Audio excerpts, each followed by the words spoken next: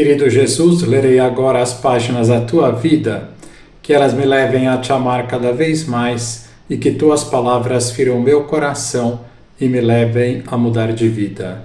O Evangelho de hoje é o Evangelho de São Mateus, capítulo 19, versículos 3 a 12. Naquele tempo, alguns fariseus aproximaram-se de Jesus e perguntaram para o tentar: é permitido ao homem despedir sua esposa por qualquer motivo? Jesus respondeu: nunca lestes que o Criador desde o início os fez homem e mulher? E disse: por isso o homem deixará pai e mãe e se unirá à sua mulher, e os dois serão uma só carne. De modo que eles já não são dois, mas uma só carne. Portanto, o que Deus uniu, o homem não separe. Os fariseus perguntaram então como é que Moisés mandou dar certidão de divórcio e despedir a mulher? Jesus respondeu: Moisés permitiu despedir a mulher por causa da dureza do vosso coração. Mas não foi assim desde o início. Por isso eu vos digo, quem despedir a sua mulher, a não ser em caso de união ilegítima, e se casar com outra, comete adultério. Os discípulos disseram a Jesus: se a situação do homem com a mulher é assim, não vale a pena casar-se. Jesus respondeu: nem todos são capazes de entender isso, a não ser aqueles a quem é concedido. Com efeito, existem homens incapazes para o casamento porque nasceram assim, outros porque os homens assim o fizeram, outros ainda se fizeram incapazes disso por causa do reino dos céus. Quem puder entender, entenda. Palavra da salvação. Glória a vós, Senhor.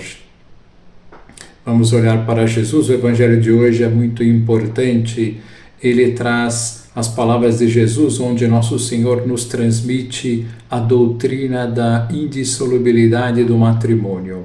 O que Deus uniu, o homem não separe. Um tempo atrás, numa outra homilia, eu elaborei racionalmente os motivos pelos quais Deus estabeleceu o preceito da indissolubilidade. É muito importante entender mais a fundo este preceito para compreender o propósito de Deus, que é sempre a nossa felicidade. E é sempre bom lembrar aquelas palavras de Nossa Senhora ao Padre Gobi, dizendo que, como Deus é um mistério, também seus mandamentos são um mistério, e que, portanto, nunca entenderemos com toda a profundidade o sentido dos seus mandamentos, e que, por isso, confiássemos em Deus, que é nosso Pai. Deixei no final do texto desta homilia, no site homilias.fecomvirtudes.com.br, o link para esta homilia. Como já mencionei, nas sextas-feiras vou dedicar-me a falar sobre as virtudes, para as conhecermos melhor e as vivermos. Estas reflexões ajudarão muito no crescimento espiritual de vocês. Podemos começar fazendo a pergunta mais básica: o que são as virtudes humanas? É bom explicar o que elas são, pois hoje em dia se fala muito pouco sobre elas. Praticamente não aparece no nosso vocabulário. E isso acontece porque praticamente toda a formação que se recebe ou se dá hoje está centrada no campo profissional. E no campo profissional, o que se fala que está mais próximo das virtudes são as habilidades. Quais são as suas habilidades? Mas as habilidades não se identificam com as virtudes. Os gregos, há 2.500 anos atrás, descobriram, por assim dizer, as virtudes e começaram a conceber o ideal de perfeição do homem, a busca pela perfeição do homem e, consequentemente, a busca pela felicidade humana. E toda a formação, mesmo que incluísse a ciência, passou a ser pensada tendo como objetivo a perfeição do ser humano. E, infelizmente, esta concepção foi dando lugar, principalmente no último século, ao aspecto meramente profissional, ao trabalho, quando nós somos muito mais do que isso. Assim, hoje, pouco se fala sobre as virtudes, sobre o aperfeiçoamento humano, sobre a felicidade alcançada pelo seu aperfeiçoamento. A felicidade hoje é vista no ter mais e não no ser mais, ser melhor. Então vocês veem como é importante falar sobre as virtudes e recuperar este tesouro conquistado pelos gregos e que depois foi incorporado no cristianismo. Foi incorporado no cristianismo ao ver Cristo como perfeito Deus e perfeito homem. E a perfeição humana de Cristo é a perfeição nas virtudes. Cristo tem todas as virtudes em grau máximo. E o conjunto das virtudes que vemos em Cristo passaram a ser chamadas de virtudes cristãs. Assim sendo, isto é, terminar esta vida muito parecido com Cristo passou a ser visto como terminar esta vida, por breve ou longa que seja, tendo alcançado ao ápice das virtudes cristãs, a um grau muito admirável das virtudes cristãs. Para entender o que são as virtudes, é preciso primeiro entender o que acontece quando nascemos. Todos nós, quando nascemos com um modo de ser, com um jeitão.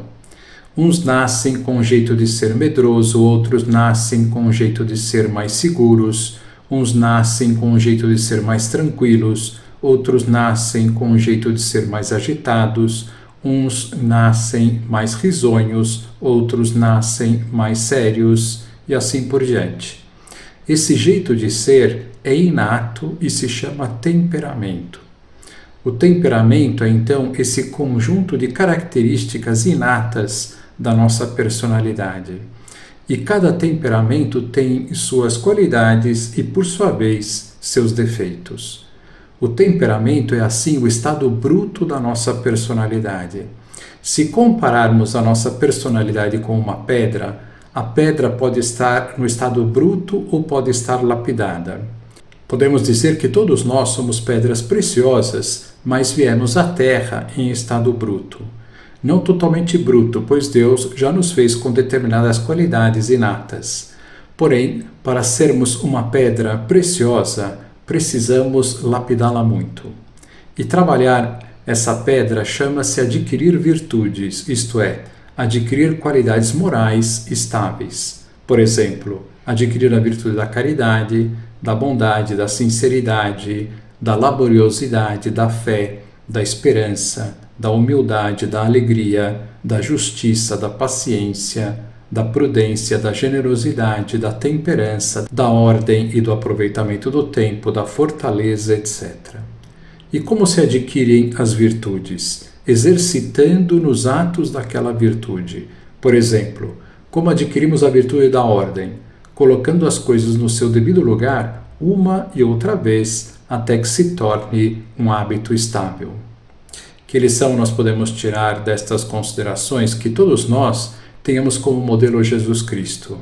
Este é o desejo do próprio Deus, pois Ele sabe que com as virtudes vamos eliminando todo o mal que há no nosso coração, nos tornamos felizes e fazemos outros serem felizes. Pensemos nisso. Como exercício, seria bom que todos fizessem uma lista, o máximo que conseguirem, das suas virtudes e defeitos. Agora vos dou a bênção para este dia. A bênção de Deus Todo-Poderoso, Pai, Filho e Espírito Santo, esteja sempre convosco e permaneça para sempre. Amém.